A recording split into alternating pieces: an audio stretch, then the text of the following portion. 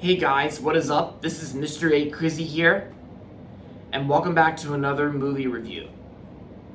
In today's movie review, I'm going to be doing a movie review on this new horror movie that came out on Friday. And I actually went and saw this movie on Thursday before I came here to the beach, because and plus I didn't really do a full detailed review on it since I had my job at the high school cafeteria before coming here to the beach this weekend. So anyway, so this review is going to be on Shelby Oaks. Shelby Oaks is about a group of paranormal YouTubers who go missing, including one named Riley, and so we follow a woman named Mia, who basically goes on a search to find her long lost sister that becomes an obsession when she realizes a demon from their childhood may have been real and not imaginary. And throughout most of the movie, like, Mia has to do whatever she can to try and find Riley and solve this whole mystery thing. And yeah. And so this movie is also the feature directorial debut of a YouTuber who's also a film critic too, Chris Stuckman. I used to watch Chris Stuckman's movie reviews all the time on YouTube back in, I think, the years between 2016, 2018, and 2017, as far as I remember watching most of his reviews on YouTube. And so, and this movie is also this movie is Chris Stuckman's first time directing a feature film. From a YouTube film critic to a film director in the director's chair. And yeah, it's like when it was first announced that Chris Stuckman would be directing his first movie in Hollywood, he actually, back then he actually started a Kickstarter campaign where fans of his can sign up and support the movie, and also support his decision of becoming a filmmaker, like he always wanted to be a filmmaker.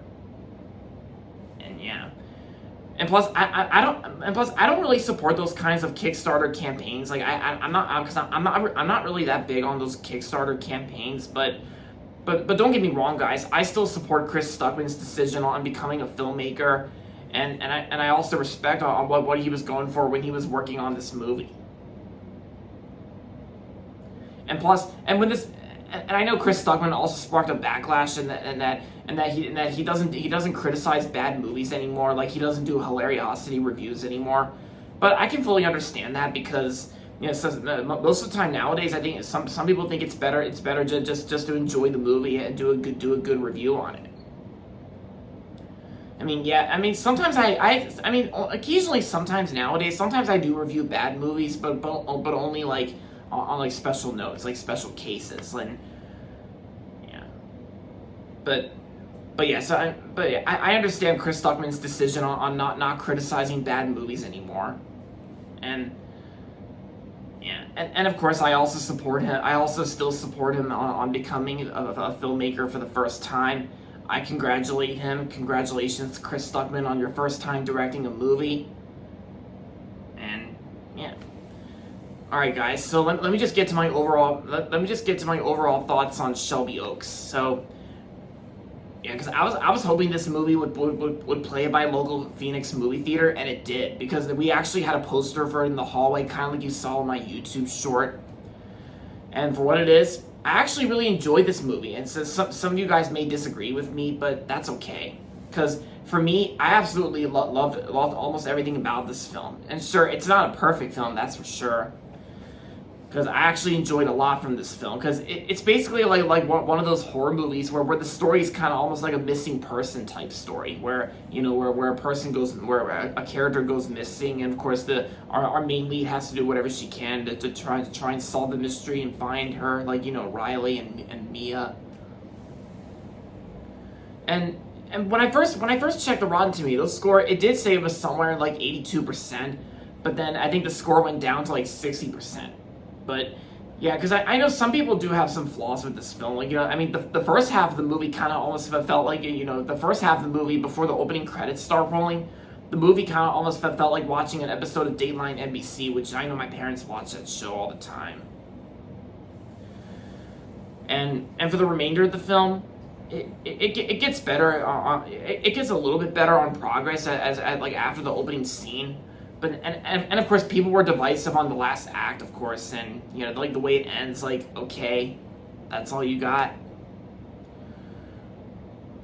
But and what's also interesting about this movie is that the executive producer to this movie is Mike Flanagan. Mike Flanagan, who recently directed one of my favorite films of the year, The Life of Chuck. And of course, he directed Doctor Sleep and of course, Ouija, Origin of Evil, which is the better film than the 2014 film. And yeah, I thought this was a great horror movie. I really liked it. And sure, it may not be like one of the best horror films to come out this year for some of you guys, but I really enjoyed it. And like I said, I do appreciate Chris Stuckmann's work on the film and what he was going for while he was working on this film. I do support and respect Chris Stuckmann for the way he handled this movie. And it's okay for him for just in case if people out there don't like it or kind of mixed or disappointed on it.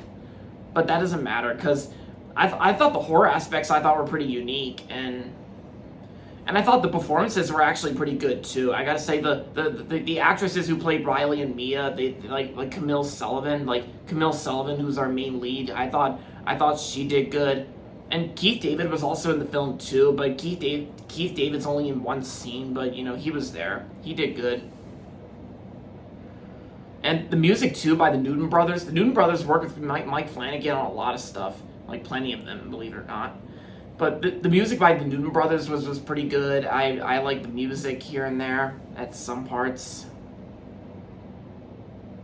And I'm actually just glad that I got my chance to see this movie in theaters, and I'm glad my local Phoenix movie theater I work at was playing this movie, and I'm glad I got my chance to see it. And of course it's also a perfect time to release this movie in October, because it's spooky season, Halloween month, so it would definitely be a good time to release this movie this month.